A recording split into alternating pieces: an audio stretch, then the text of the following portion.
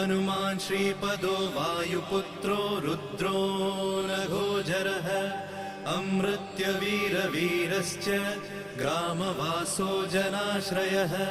धनदो निर्गुणः शूरो वीरो निधिपतिर्मुनिः